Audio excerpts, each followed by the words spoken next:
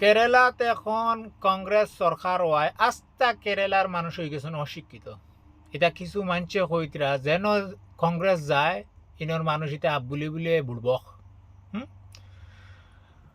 তোমরা ওখানেও মানে বুঝবাও না যে জায়গাত 90% মানুষ হিন্দু ও জায়গাত কংগ্রেস সরকার হয় এর কারণ কিতা কিতা লাগি হ্যাঁ ও কেরালা যেটা মাঞ্চ করায় নানি কেরালা অশিক্ষিত জায়গা তার লাগি তোমার কংগ্রেস সরকার হয়েছে। হাই ইন্ডিয়ার নাম্বার 1 শিক্ষিত রাজ্য হইল গিয়া কেরালা।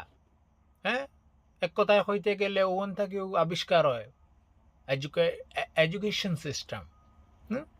আর তোমরা অত বড় শিক্ষিত খান থাকি আইলে একটা শিক্ষিত রাজ্যের অসম্মান করদায়।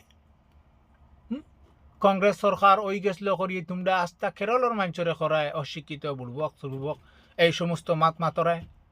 হ্যাঁ হেই তোমরা গুগল দিতা চেক করো না নি দুনিয়ায় কিলা চলের দেখো না নি।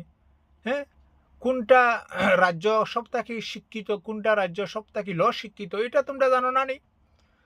জানিয়া অজানিয়া খালি মাত বেটাইন ইখান ইখান মাত যে জায়গাত যে রাজ্যত মানে মোটামুটি কংগ্রেস সরকার হইব ই রাজ্যর মানুষ এটা সারা অশিক্ষিত না নি তোমরার মাত হইল গিয়া।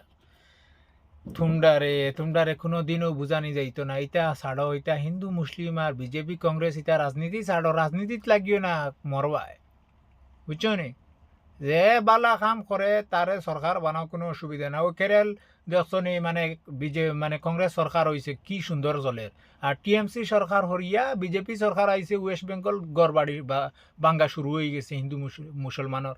তে বিজেপি সরকারের ও কাম নিজেন খালি তাই সরকার হয়ে গেছিল